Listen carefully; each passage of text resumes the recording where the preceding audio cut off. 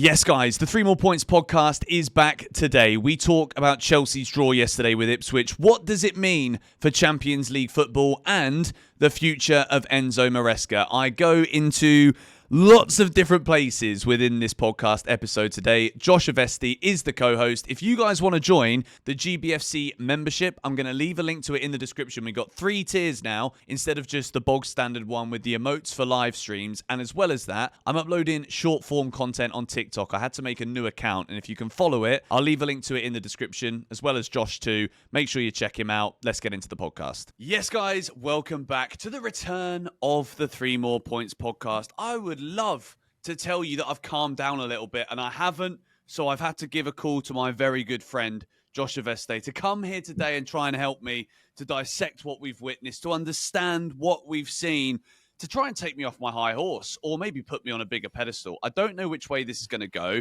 but this is the return of the pod, so make sure you are subscribed. Make sure that you follow Josh, and make sure if you don't like looking at our ugly mugs, you're at least following us on Spotify so that you don't miss anything. Mate, Chelsea 2, Ipswich 2. I'm glad you're here because not only do I like you as a man, as a bloke, as a friend, I also understand that you were at the game at Stamford Bridge yesterday. Can you give us a lowdown of how it felt atmosphere-wise to walk away with a draw against Ipswich, for goodness sake? Do you remember the last time we did one of these and I said to you that I booed at half time and that I was quite proud of myself for booing?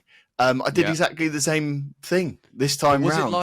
Was it a little bit of noise and then you walked down the stairs, or was it like a full on like, I'm not happy here, we're 2-0 down, and you boo? You know, no, it was a full booing. And also, I'm sure you've heard the press of this, but there has been a lot of stuff about people sitting behind Enzo Maresca in the East Lower and giving him a lot of abuse. And fuck me, were there a lot of people giving him abuse? I heard that even from the upper tiers. So yeah, this is it's a toxic atmosphere, but for a manager to blame that atmosphere on a team's performances, bearing in mind he has been diabolical for quite a few games, and the first halves have been one of the worst set of first halves I think I've ever seen at Chelsea, and we've been there for 25 odd years, haven't we, you and I, watching the games. I just think it's a damning indictment, and I think in this podcast today, you and I are going to have to really get into what we feel about Enzo Maresca. I think I know actually how you feel about Enzo Maresca. I think you hate him. I wouldn't say it's hatred. I think it is one of those where let's say I'm a father, which I'm not, okay? But let's say Maresca is my child. Well, not that I know of, correct. Yeah. Factual information at this point. Enzo Maresca is my kid, right? And you always want to love your kid because, well, hopefully you do always love your kid. But when he starts to disappoint you at school, I am very much of the understanding that it's not everything to get everything perfect every time. And you want to give chances. You want to let them off the hook sometimes. You want to believe that they're going to do well. They're going to do right. And then eventually there becomes a point where the repetition of the bad behavior means that you have to address it with change. Something needs to happen in order for this to stop, because you can't go on this way. With Enzo Maresca, I feel like we have kind of mothered that child for so long. We've allowed certain things to just like get swept under the rug. We've given multiple chances for things to happen. And I think now the frustration when you see the same repeats of the same actions that are like yielding negative results, it's too much now. You can't criticize the atmosphere. You can't ask for more of the fans, but there's nothing to cheer about. And to drop 4 points against Ipswich, who are getting relegated by a long way, by the way. It's a canter for Wolves to finish ahead of them. It's unacceptable. And to make 5 changes against Brentford last week, taking key players out the team, and then come to us and say, we want to start like this and finish like that. Well, that's great. I understand that that's what you want to do, but you failed. You didn't execute that. So I'm sorry, but that's not okay to me. You're not getting away with that. And then yesterday, I've got rid of the fork now, because I had a fork here yesterday because I was eating some lovely dinner, and I was thinking to myself, I could stick that right in my eyes so I can't look at this shit. I cannot stare at this screen anymore watching Pedro Neto do his little shuttle runs, cut back, cross it in the air. Nicholas Jackson's like, oh, wow, whoopie-doo. He's like he's on the teacups, mate, at flipping Thorpe Park. Shall we break it down? Shall we break it down a bit, right? Because I think What is clear is that everyone right now is sick of the style of football and therefore Enzo Maresca. And I see a lot of people now being revisionist in terms of look at how well Pochettino is doing. And bear in mind, at this point last season, Pochettino had more points, which is just... just crazy. But for me, I think what we should do is we should look at it agnostically and sort of, in isolation now. We should try and go, right, what is actually wrong with Enzo Maresca's style of football? I'll go first. And I think what we do is we just bat it back between each other, right? The way that we attack is something that I think we go, because we've just said the first halves are awful. I mean, that's a given. I mean, that's pretty obvious, isn't it? Like, we can't even score in the first half. I think for me, I'm watching it. And what I see in terms of the attacking play is, as you say, the ball gets moved from side to side. It gets out to a winger. The winger does an amazing job, beats his man, and gets a cross away. 9 times out of 10, that cross will either hit the first man or it will go too far and we'll miss all of our players. Even if it does hit the middle, Nicholas Jackson isn't renowned for his heading. And I don't even think he got anywhere near a header, really, in the game against Ipswich. So that is something that I find incredibly hilarious, is that they brought in a manager that was meant to be a free-flowing tactical thinker, someone that knew how to break down teams and was incredibly intelligent and smart, and also knew how to change games because of his tactical innovations and because he didn't believe in positions and all this shit and, meant to be a modern manager. And yet what we seem to be doing in every single game is we come across a low block because every other team in the entire world knows how to play against Chelsea, in that we can't play against a low block. That comes in, we can't break it down in any other way. So what we do is we go back to the crossing strategy. I find that's one of the biggest issues in the entire Enzo Maresca system for me. So that's my first big one. Would you agree with that? Mm-hmm. I think that is very fair. And I will just I will add some stats into this for us as well here.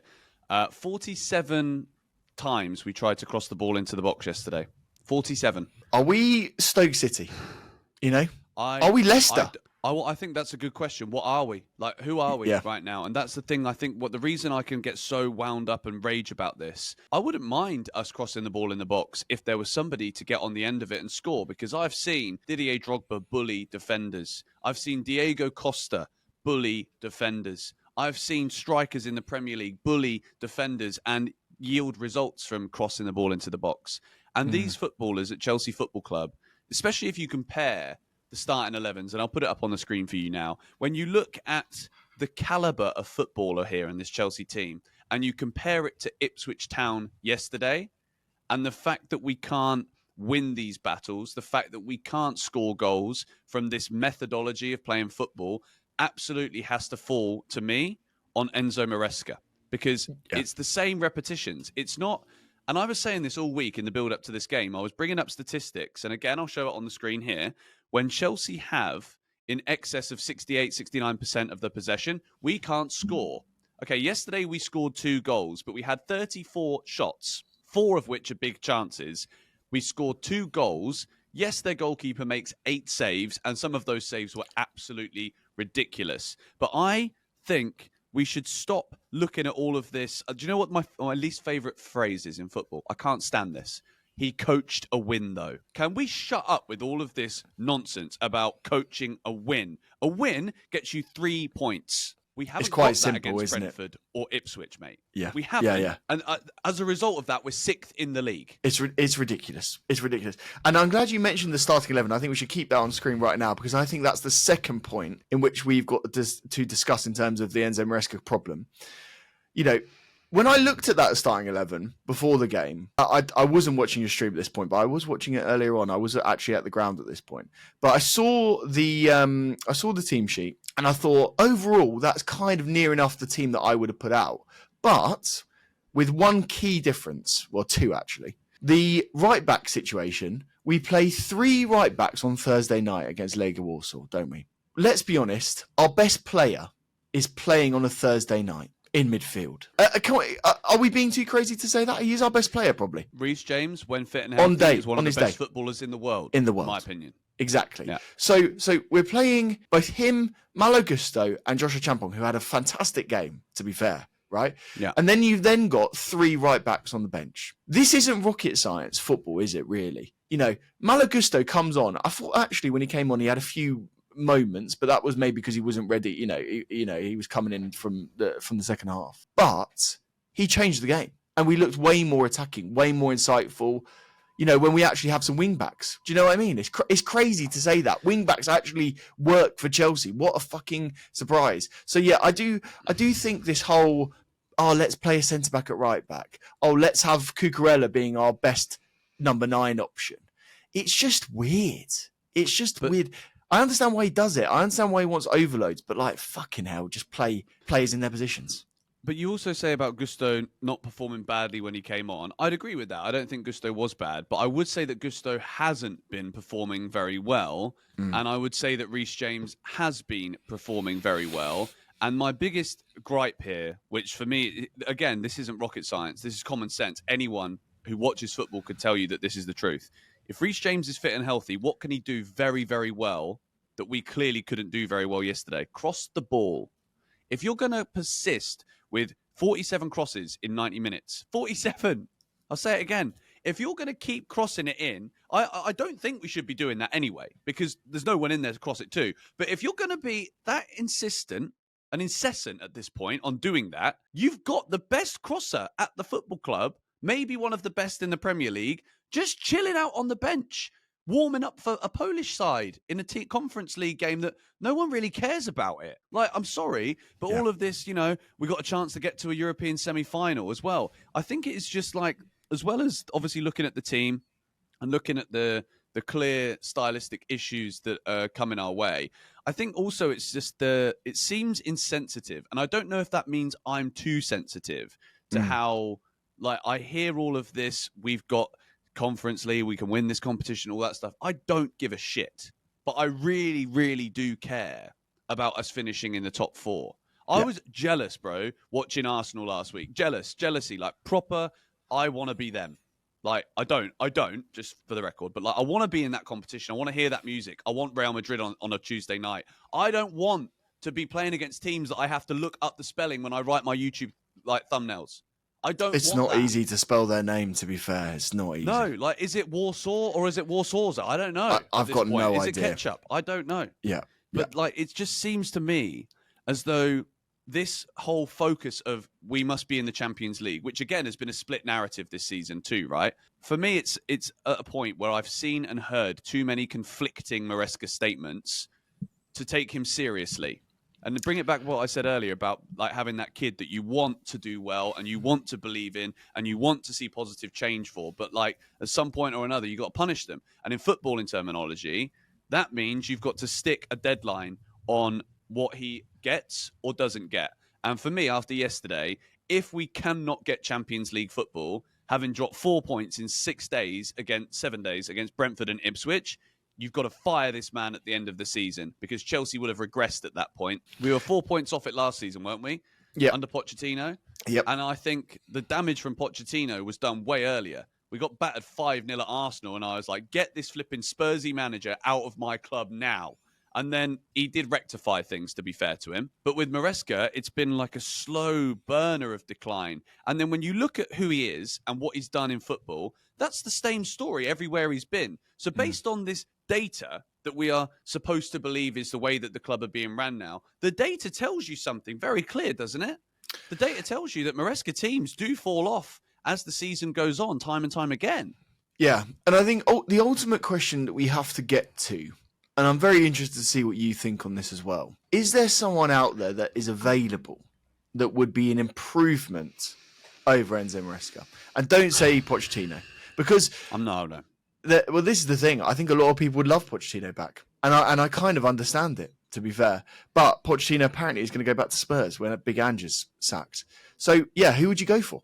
Who would I go for? Obviously, I think that you look at the managers that we could have got, that we tried to get, that didn't want to come. I think you've got Nagelsmann, who said this isn't a project for football. You've got Luis Enrique that didn't want to know, and then he goes to PSG, and then we see. But these guys are managers that I think could create elite mentalities and structures within a football club. And I think they're more than just coaches, right? I think that I'm stuck at the moment it's not that I don't have an answer to this question, but I also think we need to identify what Chelsea have to have, which isn't a manager. It's a coach who has to agree to a certain list of principles and structural ongoings that were going to be above him, and he's going to be told that this has got to be this and this has got to be that. In order to get a coach who's willing to do that, you have to look at a certain level and tier of coaches. So what I actually want, or what I think could be good for Chelsea, I don't think has any relevance to what the reality is going to be like. Because I don't think there are many coaches. Like, I think Nagelsmann would be great, but at the same time, he's got a World Cup with Germany that he's gonna take them to, and he's probably not available right now.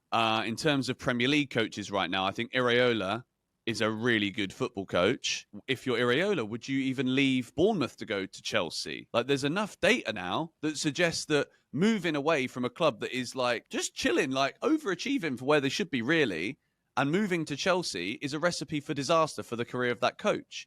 So I actually think an even bigger problem here is going to be if you sack Maresca. And this is what everybody says, like, oh, yeah, well, you say you want him sacked, but then what are you going to do afterwards? This is actually the biggest part of the problem, because I don't really know who we'd even get, if I'm being really brutally honest with you, because I don't think any serious level coach would come to Chelsea. And there is one person that I would love, Carlo Ancelotti. He's not going to come to this project. Carlo Ancelotti is going to take one look at this and be like, nah, I'm all right, mate. I'm going to go and spend my weekends in the Amazon rainforest finding Goliath bird-eating spiders, and I'll manage Brazil 4 times a year. Do you know what I mean? That's what Ancelotti's going to do while smoking on a big fat Cuban. Like, he's not going to take us seriously. What a fucking hero. What a fucking hero he is. The only other shout that, I don't know, maybe this is even more crazy than any of them, but there is a manager that has an 18-month contract out there right now. And after a certain tournament, there may be a manager that is on the market looking for a very high-profile job. Who am I talking about, George?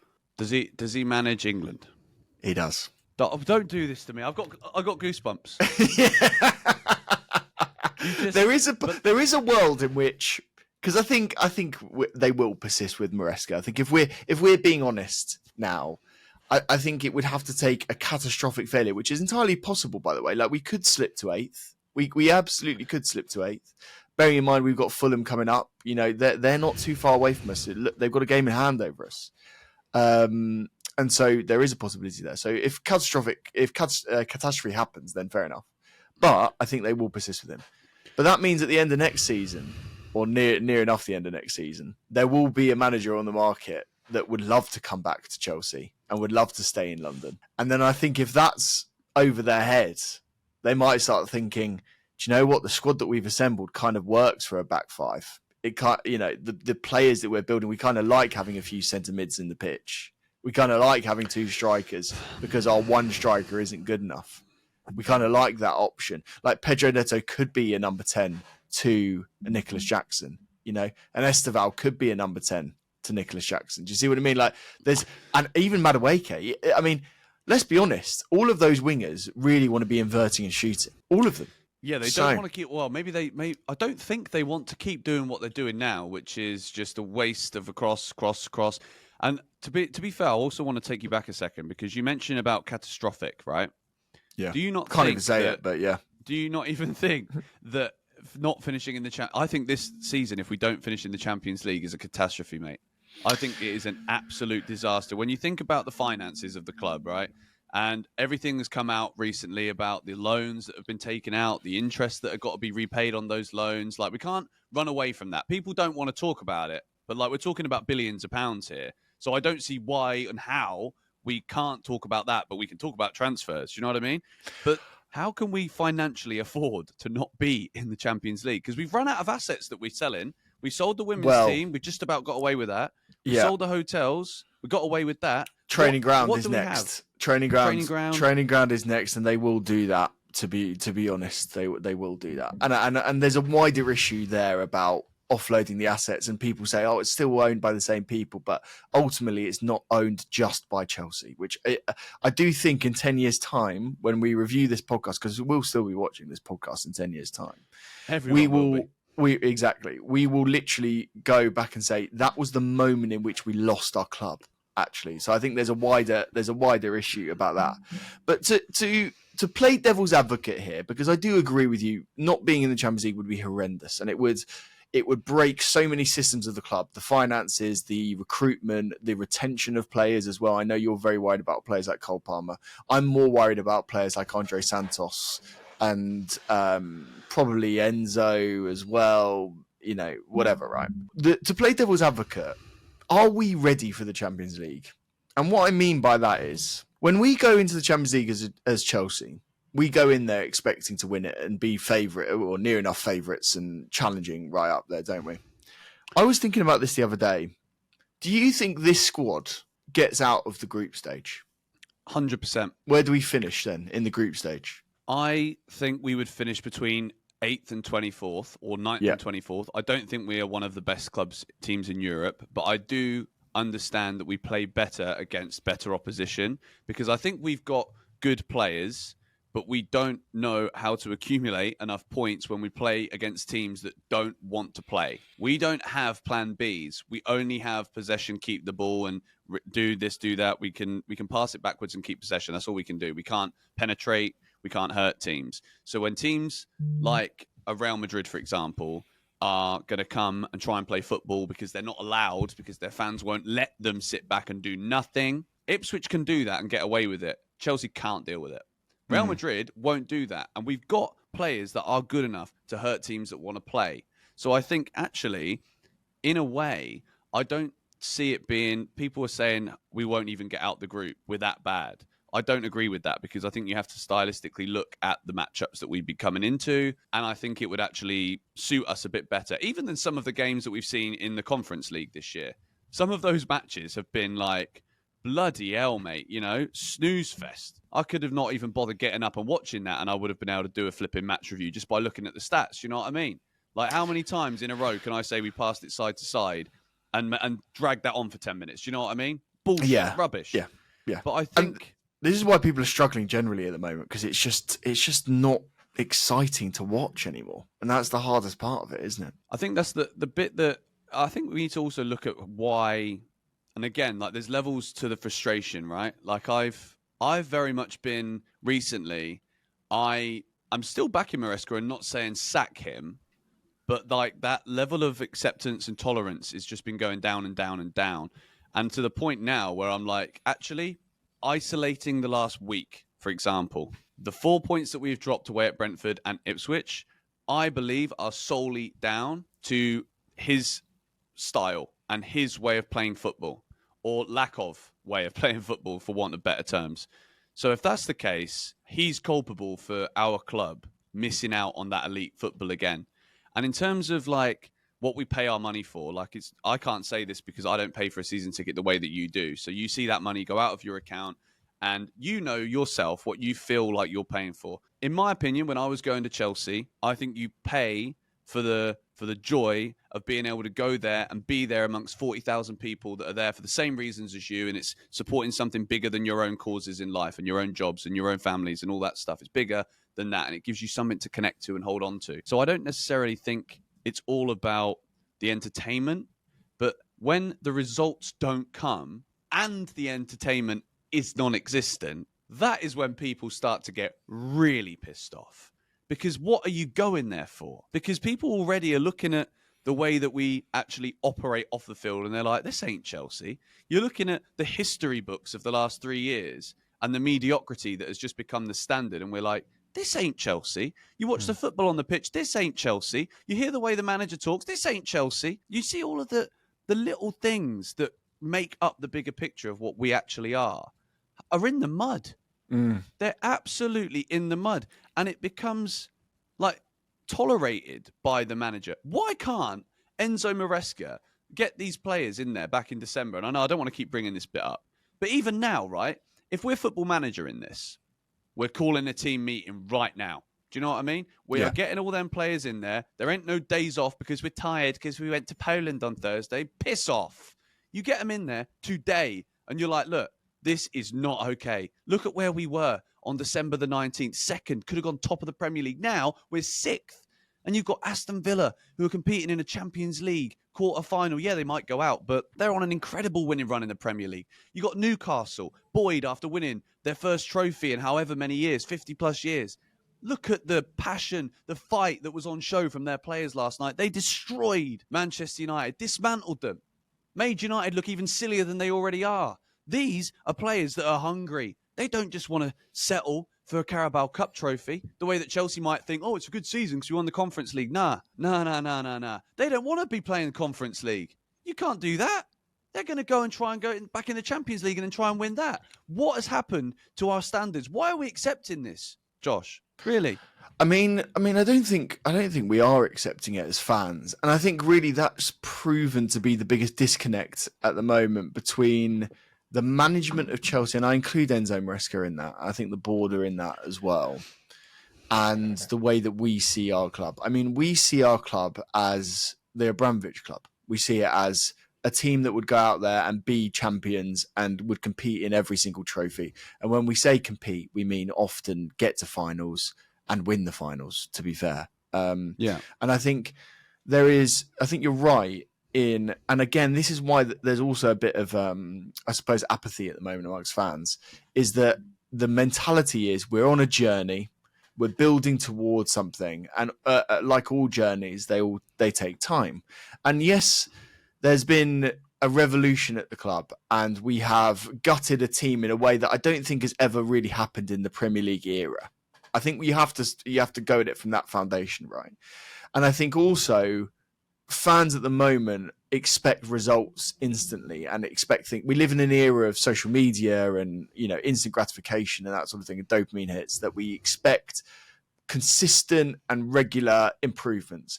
And what I think our board would say is growth is non-linear in that, we can have a decent enough end to the season last year. We can progress and grow, but that might not necessarily result in a significant league performance because there are other factors going on in the club. But that's where we differ. And that's where you and I would differ in terms of what we're saying. The bare minimum is to improve a position from where we were last season. The bare minimum. And then really what we were expecting at the start of the season is, can we get fourth? Can we get third? Can we nick a second, even, to be fair, with the way that we were going? And I think with the squad that we have assembled, there's a lot of apologists out there at the moment where it's going, they're a young team, they're still finding their feet, they're going to grow and develop. But we've got quality. We really do have a lot of quality, especially in that starting 11. You look at, I love Nicholas Jackson. I really rate him. You look at Cole Palmer and his success, exemplary. One of the best in the Premier League, absolutely. You look at the growth of Pedro Neto even, looking really good. I really like him. Noni Madueke, inconsistent, but on his day, really, really good.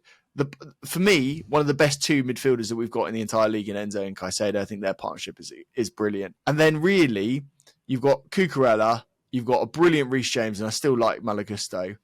The centre-backs, I think there's a conversation to have. I really do think there is. I think we've messed up that position quite a few times. And I think what they did with Chalobah was awful. And then the goalkeeping situation is a disgrace. So what we're expecting as fans is to see that quality from the squad on the pitch. And we aren't doing that consistently enough. And so there are two things that we need to go through now. One, is the manager good enough, which we've discussed and kind of questioned, but I think he'll get a bit more time. And then two, this summer, the recruitment has to be top caliber, doesn't it? It has to be. Yeah. We can't nail it. But what that is forgetting is that we have got 6 games now until the end of the season. And I think it was Sancho that did the interview. And fair play to Sancho for doing the interviews, by the way, because he's not even been playing. And he's been playing like shit when he has been playing. But he goes up there, fronts to the media and says every single one of these games is a cup final. And he's right, because we now need to get a result against Newcastle. We need to get a result against Man United, and we need to get a result against Forest, especially the Newcastle and the Forest games, because both of those games, cliche, are 6-pointers, but they will materially change the way that the Champions League output goes. The way that Forest have slipped in recent times has meant that there's now 3 places are open, aren't there?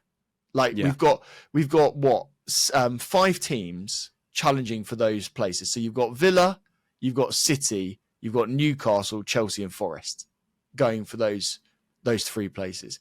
And now we have got to win those games. We were in a position where if we'd won against Ipswich, won against Brentford, maybe won against one of Fulham and Everton, we could have had it in our own hands. We'd have been third in the league, mate. Even if we'd have beaten Ipswich and Brentford, we would be third right now.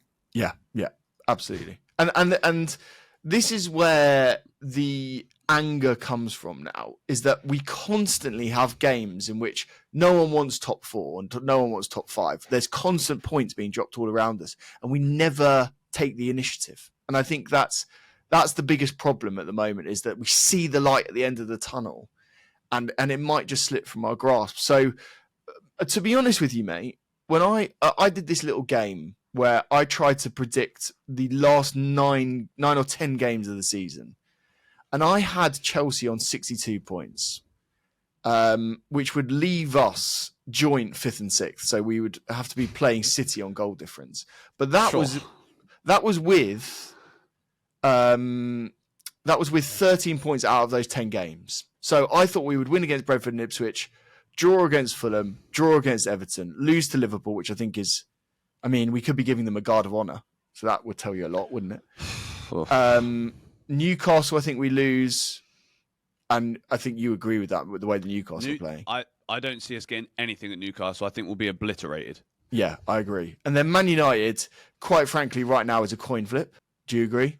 Anything could happen in that game. If they turn up, I don't know what Chelsea's going to turn up, mate. That's the problem. Yeah. I don't know what Chelsea's going to turn up. I'm just looking at some more stats from yesterday now. Like some of the duels, Ipswich are winning way more duels, completing way more dribbles, winning more tackles.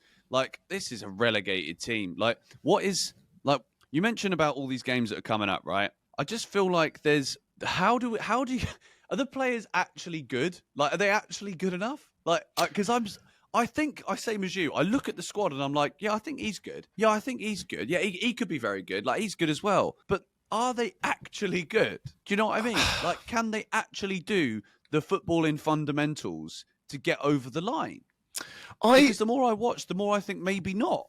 I think that we recruit and have recruited in areas in which we have strength, right? We've got a lot of centre mids, even though a lot of them, we get injuries constantly, left, right and centre. And a lot of the club, a lot of them as well.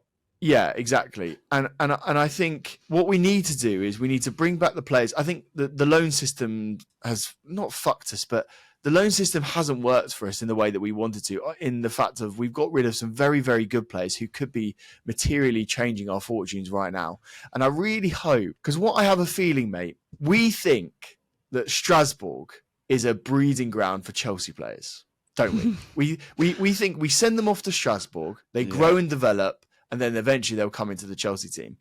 I've got a theory that Strasbourg is a profit-making exercise. And what they do is they send the players that they pay low fees for, low wages. They send them to Strasbourg. They grow and improve, and then they'll sell them.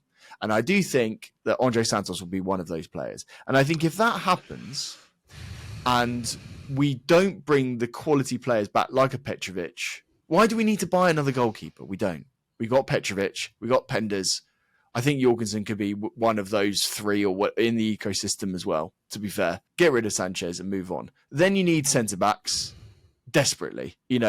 For as much as I get a lot of stick, actually, because I don't think that Tosin is good enough. I get a lot of stick for it. I've said it over and over again. I don't think he's good enough. I think he's just an average Premier League defender. Which is not good enough for Chelsea, is it? Which isn't Chelsea standard. Yeah, so it's basic equations, I think. Basic maths, 1 + 1 =... Yeah, I agree with that.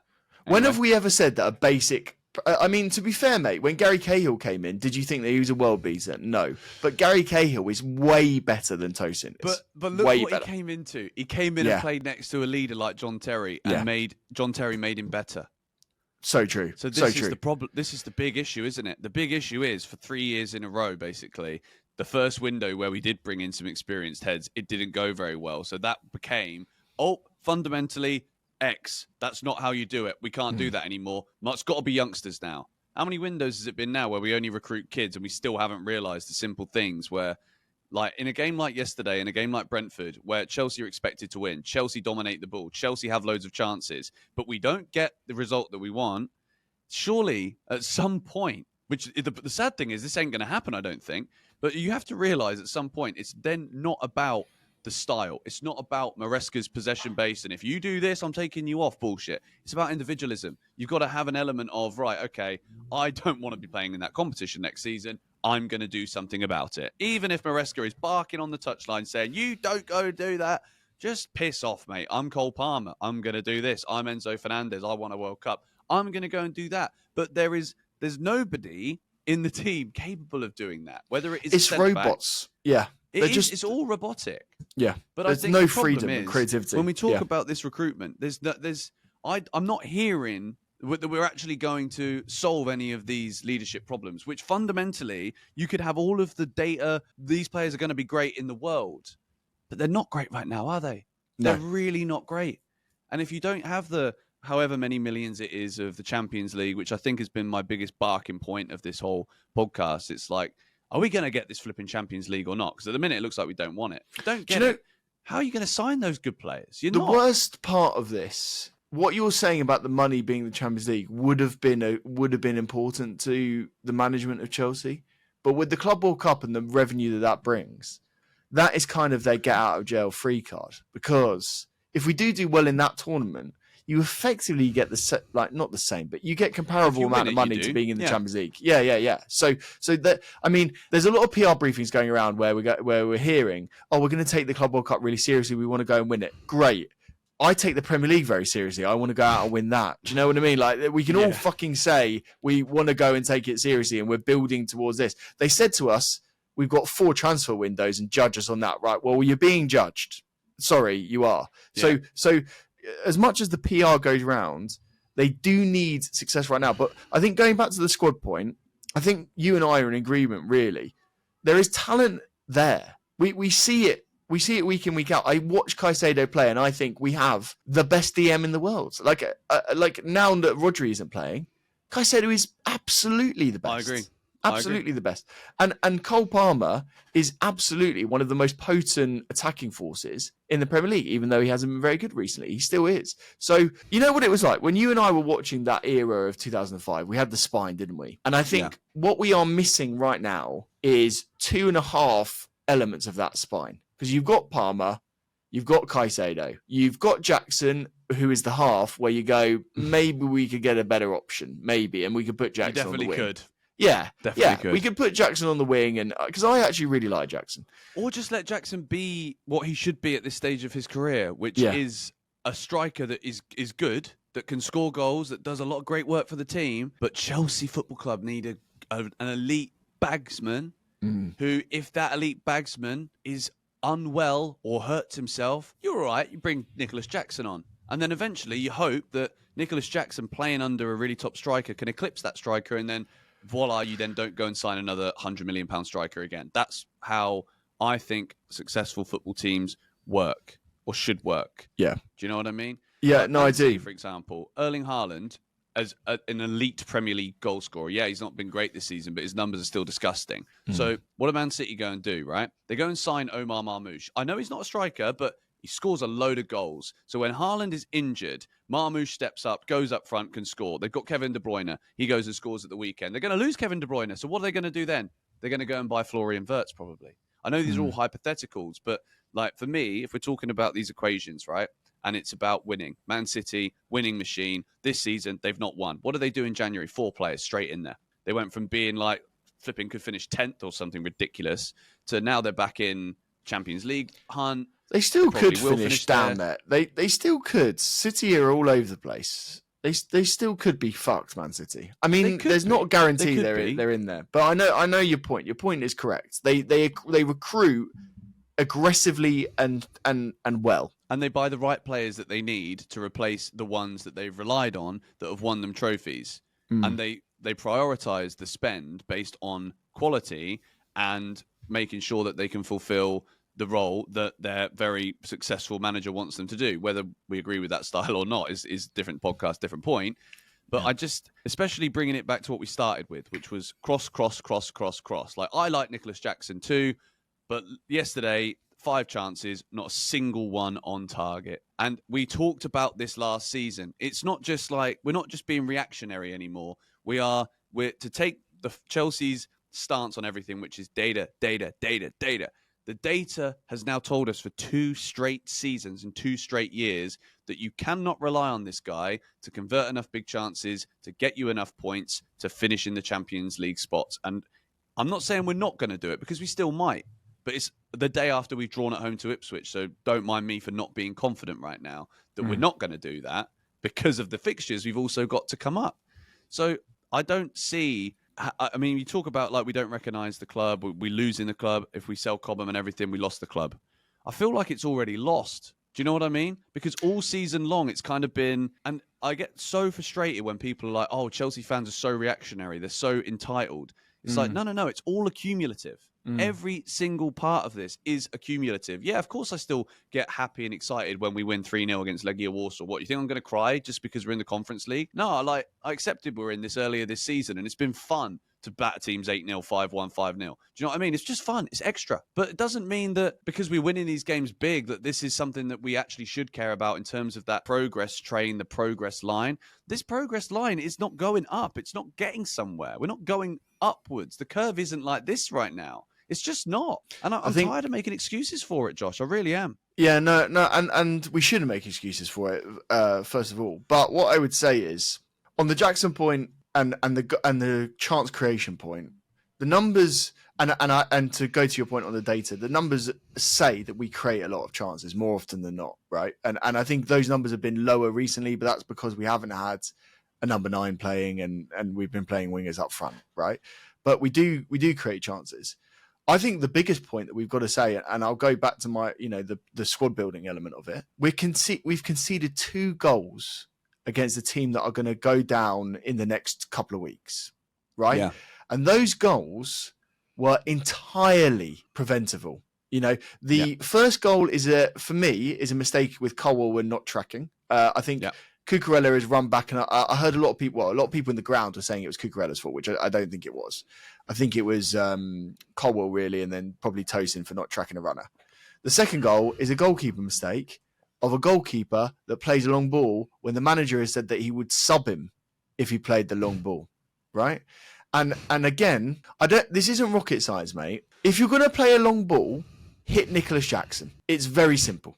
Like, if you're going to play that pass, put it over the top of the defenders and let Nicholas Jackson do what he does best, run onto the ball and try and get something out of it. He will boss defenders. He does that week in, week out. So for me, I'm infuriated that Nicholas Jackson doesn't get a goal. I understand your point. He hits the post in the first half. That should have been a goal, right? Yeah. But we've lost it. Well, I've said we've lost the game. It feels like a loss, doesn't it? We've drawn the game because we've conceded 2 goals against a team that we shouldn't be conceding any goals to. And a Chelsea back in the day wouldn't be. So I actually weirdly think that, yes, we'll end up, getting some new players in attacking positions because, quite frankly, we have to, especially with Mykhailo Mudryk being back. He'll be banned for 4 fucking years. And then, you've got, Mark Yu, who is an unknown, isn't he? Like, I'd like 3 strikers really, if we could. So he's a could be. Yeah, it's a could be. So for me, the key thing is improving the defenders and getting a fucking half decent goalkeeper. If we have Alisson in goal, who by the way could be leaving Liverpool, interesting. If we have Alisson in goal, we're not conceding half those chances. He plays a decent pass and makes Sanchez look like a schoolboy goalkeeper. So I do think sometimes, mate, our anger is directed in a poor way when really it should be defenders, do your job. Simple defending. That's the thing, though, isn't it? Like, I agree with that comment. And I think, yeah, okay, if we put the ball in the net when we have big chances, then we would score, yes. But at the same time, you're absolutely spot on. And even yesterday, I had to stop myself in the preview for the game against Ipswich from criticising Sanchez, because I was like, hang on, like, yeah, okay, he's kept a lot of clean sheets recently. Like, we're not conceding goals. Like, instead of me saying, like, he's rubbish goalie, hopefully we sign someone in the summer, but here he is, he's in goal again because Maresca said so. I was like, no, okay, fair enough. He's had some big moments. He's made some good saves. Yesterday, 2 out of 10 long passes, 20% of the time he's finding his man. And it is, honestly, bro, like, I look at him and I'm like, this is impossible. It's impossible to be that blind at where you're kicking the ball, to not have, you've got £25 million. You know how much money that is? That is so much money. And he can't even pass it to a blue shirt. It's beyond a joke at this point. And the fact that you said it yourself, right? And this is bringing it back to what I said earlier about how I don't know what to trust about what Maresca says anymore, which is why I'm losing my patience very, very quickly with him. Don't say that Philip Jorgensen has one set of rules where if he dare pass that ball long, he gets hoiked off the pitch. And then Rob Sanchez goes and does the same thing. What? Is Sanchez dropped now, is he? He should be. I bet he's not dropped. You know, he should be. He should be dropped. He should be dropped, but he should have been. He shouldn't have got back in the team initially. Jorgensen made one mistake against Aston Villa. That's what I look at it and I'm like, what's going on behind the scenes? Like, is there like a little secret lift that Sanchez has got a little room card for in Maresca's house, mate? What are you playing at? I do think it's hypocritical goal for Chelsea. Yeah, I do think it's hypocritical. And what I get annoyed about most of all is that there are inconsistencies in what Maresca says and what Maresca does. And I think that's really annoying. Like, we've seen it earlier on in the season. We're not fighting for titles. We're not fighting for Champions League. And then we are fighting for Champions League 3 games later when the PR person has a word with Enzo Maresca. You know, we're backing Sanchez. No, it's now Jorgensen as number one. Jorgensen has one game where he's looking average and let a goal in. And then he's immediately dropped. You know, it's what I get most annoyed about is that us as fans, we can see it.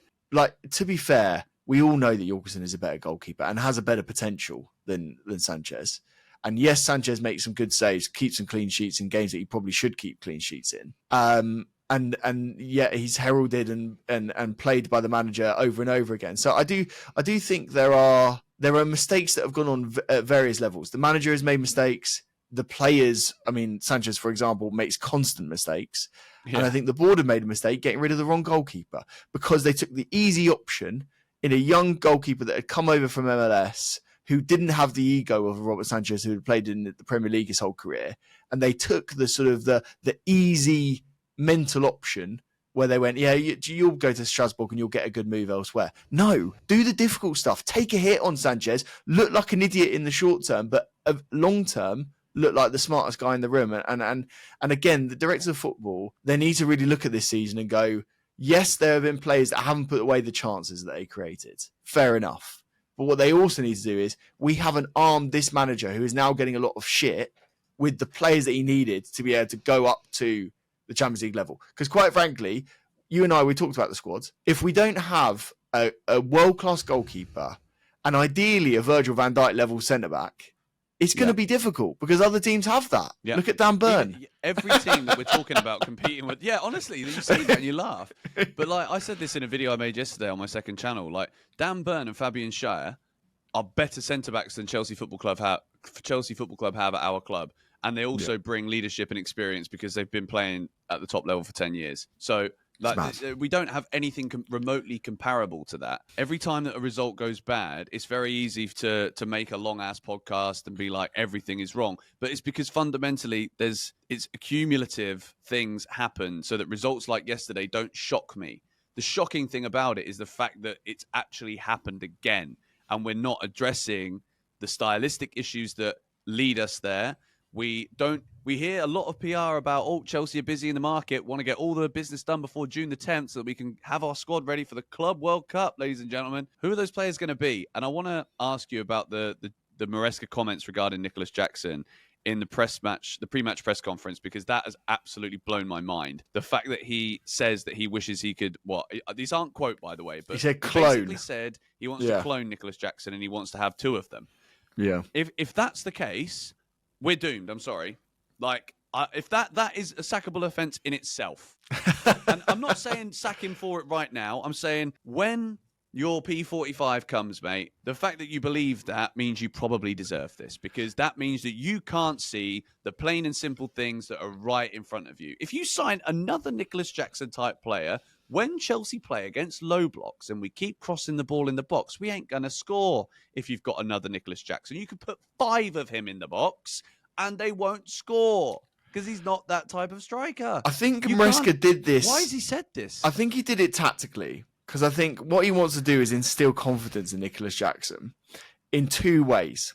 One, he wants to say that we're not actively looking for a striker when we are, because we rate you as a number 9 to build his confidence. That's a fair point. And I think the second part of it is that there is elements of Nicholas Jackson's game, and maybe I will be called the Nicholas Jackson apologist in this podcast, and I actually don't even mind that title, to be fair. But I think there are qualities that Nicholas Jackson brings that you look at other strikers in the Premier League and they're not doing that. So, for example, Man United, rubbish strikers. You look at the way that Solanke's come in at Spurs, hasn't hit the ground running. There are other strikers that are playing at a very decent level. Let's even go higher than this, and maybe I'll expose myself here. Look at Watkins, right, at Villa. Jackson would be an upgrade on Watkins. He would. Ooh, that's big. He would, and I'll tell you the reasons why. And we must make the point and explain why. Nicholas Jackson, his movement, his pressing, getting in the positions, holding on to the ball, distributing it to number 10s and wingers is exemplary and better than what Watkins does. Watkins, what he has is probably a slightly better finishing record and a goal conversion record. Beyond that, I don't think there are any other areas of Watkins' game, maybe heading, that I would say would be better than Nicholas Jackson. So if you're thinking of because football isn't an individual game, football is a team game. If you think about putting a player in that improves the team, Jackson would improve Villa. He would. Yeah, I do agree with that. But then you also there have a manager who would then play to the strength of that player. Mm. So, and that's the difference I think we're talking about here. Unai Emery is a top level manager who gets hold of whatever it is he's got and makes the best out of that situation. Be that, okay, I'm at Sevilla, I'm now a cup manager, we can't compete with Real Madrid and Barcelona over 38 games, but here's a Europa League. Here's another one. Here's another one. How is Maresca implementing something onto our squad that is A, beneficial to the actual personnel that we've got and the skill sets that they have, and B, is he even looking at this right now and being like, right, Mr. Todd, Mr. Feliciano, Mr. Bedad, I need this, and this. I don't think he's doing any of that. I think he is just being like, oh, what are you going to drop down on me today? Oh, all right, I'm going to stick him. What does he play right back? All right, he'll be a number 10 next week. Yeah, I think, unfortunately, that era I think this actually goes for football in general now, to be fair. I don't think this is a pure Chelsea thing. That era of managers going, I need this, I need that. You need to sign me this level of player at this age, at this quality. I don't think that era exists anymore. I think all of these coaches now are that. They're coaches. And I think even, look at what Arteta has done at Arsenal and all the credit that he's got in the bank. They give Arteta a transfer window, and fuck me, it was catastrophic. It was horrendous, right? And we've played that game, mate, in the past, and we've signed players for managers. And we all know what happens. We sack managers in 2 or 3 years anyway. So what's the point? We might as well get some continuity and go, do you know what? These are the best players, and it's like Football Manager. You and I, when we played Football Manager, we'd go, do you know what? I am going to play a 4-2-3-1. Actually, no, I'm going to play a 5 at the back. Actually, no, I'm going to play a 4-3-3. And you switch it around, and you go, fuck me, I haven't got any wing backs. Shit, I can't play that formation. Can't do this. So I think what we need to do is we need to just start buying really good players with really good potential and worry less about the positions and actually just go, what we need right now is a very good goalkeeper, a very good centre-back, maybe 2 of them, a striker that can compete with Nicholas Jackson, and a left winger that can replace Mykhailo Mudryk because he's going to be banned for the rest of his life. It's not complicated, is it, really? But that's what we need, and I want to know from the comments here, do you believe that's what we need? If Josh just said it, goalkeeper, 1 or 2 centre-backs, left winger, striker. If we sign those this summer, are you happy? I'm going to say for myself, yes, I'm happy. But those players have got to be upgrades on what we've got now. Otherwise, we will continue to finish. Maybe we still get Champions League. Maybe. If we don't, I've had enough of this guy. Honestly, I'm like that. If Maresca gets us Champions League football, give him next season. But give him upgrades on the players. Otherwise, we're just going to be in the same position. I could tell you that already. If he doesn't get it, I don't want him here managing Chelsea Football Club next season. Wow, that was one of my questions then. So you would, if he doesn't get 5th, you would sack him? Yep, 100%. Okay, so my last question for this, and again, I want the comments to reply with their answer to this. Predict the top 7 now in order. Go. Oh, okay, right. The top 7 in order is Arsenal going to win. No, they're not. Liverpool going to win the league. Arsenal are going to come 2nd. Newcastle are going to come 3rd. Man City are going to come 4th. Chelsea are going to come 5th. Forest are going to come 6th. Have I butchered You've done it. No, you've done it right. The only team you've missed is Villa. So you're saying Villa in 7th. Yeah. I don't believe that, though. I genuinely can't. Yeah. I'm lying. I'm not being authentic. I'm sorry. I don't think Chelsea are going to do that. I'm just saying that because I want that. I don't think we are. I just don't. Yeah, because Forest have got Spurs, Brentford, Palace, Leicester, West Ham, and Chelsea last game of the season. So I honestly don't think we're going to do it. I don't. I hate that. I wanted to. I know I've been a flipping a flipping Darius Downer in this whole flipping podcast. I know I have, but I'm just telling you the truth. How I feel. I don't think we're gonna do it. I think we have just dropped 4 massive points, and I just don't see. I mean, let's just go through it now. We might as well. We're flipping it, all right. So make sure you the guys want the hour-long podcast, mate. They want it. They do. You're absolutely right. And I'll tell you what's going to happen now. I'll flipping tell you right now, mate. Hang on. I apologise to everyone because I asked this question and George is taking this very seriously, which I rate.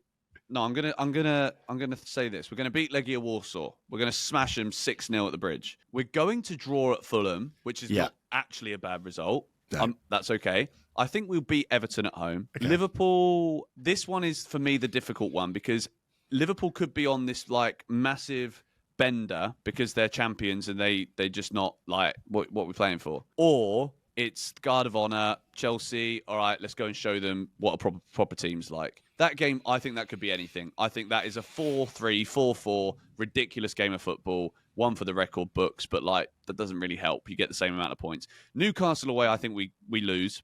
Yeah. Early kickoff as well. Mate, I might actually get in the cupboard for that one. I think I might accidentally be a bit sick that day. Good idea. Man United at home. I'm not confident against Manchester United at all because for whatever reason Chelsea struggle. But let's say we beat Man United at home and then Forest away. The Forest away, I believe, will be if we win, we can finish 5th. I think. And if we don't win and we draw or we lose, then we finish 6th. Yeah. That game against Forest is so key and also kind of the worst game that we could have. Does that make sense? Because Forest needing a win 5 at the back. Oh. Yeah, but Forest needing a result. Imagine there's a scenario in which Forest would need a draw and Chelsea need to win. And we go there, last game of the season, their crowd are going absolutely crazy. They're going to be in the Champions League for the first time since they fucking won it. That is a horrible game to end the season on. This is, for me, when I was looking at this, I said that we needed to win the Brentford Ipswich game and the United game, bearing in mind I didn't feel confident about Everton, Fulham, Liverpool, Newcastle and Forest. We've made it very hard for ourselves. But the other side of that, and if you want to be optimistic, let's be glass half full for a second. I'd like to be. Yeah, if you want to be glass half full for a second, imagine you do win against Newcastle when you do win against Forest. Yeah, then we do it. Then we do it. Then we do it. So and weirdly, you said it earlier on in the podcast. Actually, weirdly, we're probably better in those games, aren't we? I do think so, but then I also think a lot of it comes down to just the overall energy. I think Chelsea aren't active; we're reactive. I think we need sometimes to concede 2 against Ipswich yesterday and be like, "Oh bloody hell! This is bad." Yeah, okay, but let's make sure it's not that bad. And in the end, it's kind of you've got a lot of fans who have that same mentality as well. It's oh yeah, but we didn't lose. I'm like, sorry. Please don't invite me to your birthday party because I'm not coming, mate. I'm bringing you some poison instead of some flipping beers. Do you know what I mean? Nonsense, absolute utter nonsense. We drew at home to flipping relegated Ipswich. It's not acceptable. Then just don't invite me to that table, please. At the end of the day, if we finish now in the Champions League positions, we've earned it. And I think if that's the case, then well done, Maresca. You've improved Chelsea from what I've seen last season and what I've seen for recent seasons. And for that, I will be well done. Here's your flowers. Now, next season, I don't want to have countless moments where you've been flip-flopping about expectations, flip-flopping with players and rules and things that you're going to do or not going to do. And I want to see you play footballers in their correct positions. And if Reece James is our captain, be respectful and don't let him play against Legia Warsaw and let him play in the calibre of matches that he belongs in and deserves to play in. And if you can, stop just saying yes to everything that you're told and actually have a bit of faith in yourself and your ability as a manager and be like, I want this and I want this and we need this, because there's no way on this planet. If I don't believe Enzo Maresca's stupid, I really don't. I don't think he's a dumb bloke. It doesn't take a rocket scientist, and that's what your words were at the start of this, to understand what Chelsea's issues are. And I think similar to that of Pochettino, I think Pochettino had a whole year to be like, right, this bit's good, this bit's not. I need this bit. And then when he was told, no, you can't because it's going like this, then he said he had enough. So there could be a world here where Enzo Maresca takes himself seriously because he's got to. Because for me, it's fundamentally non-negotiable. Chelsea needs some leaders, we need some experience, and we don't need a second Nicholas Jackson. We need a different profile. And I'm not saying I'm going to cry and Chelsea aren't going to win anything if we don't sign Osimhen. It's not Osimhen or bust. No, it's just a different profile, a striker, that when it's not working, we can change it and do something different. Because at the moment, we don't have that option. We can't do that. And we keep seeing the results because of that. Have a bit of self-respect for yourself, mate, and stand up for yourself. Stand up for just football in general. It's not okay to keep signing 20-year-old kids and be at Chelsea Football Club. Do it elsewhere. Olivier Giroud it is. Olivier Giroud it is. I'd love that. Yeah, Imagine if we had Giroud yesterday, mate. He'd have scored 4 headers in the last 20 minutes. Yeah. Do you know, I'm not even taking the piss when I say that. Yeah, I know. Do you know what I mean? You're taking it seriously. What they need to do a drug test on Palmer, the Ipswich goalkeeper, by the way, because that bloke was on smoke yesterday, wasn't he? The last save in particular, was one that I almost did the Gary Neville reaction. Do you know the one I'm talking about, where he orgasms? Yeah. I did one of those. Yeah, it was that was ridiculous, and really for a backup goalkeeper, he wasn't even meant to be their number one. He's just class. Can we sign him? I think we should end it right there.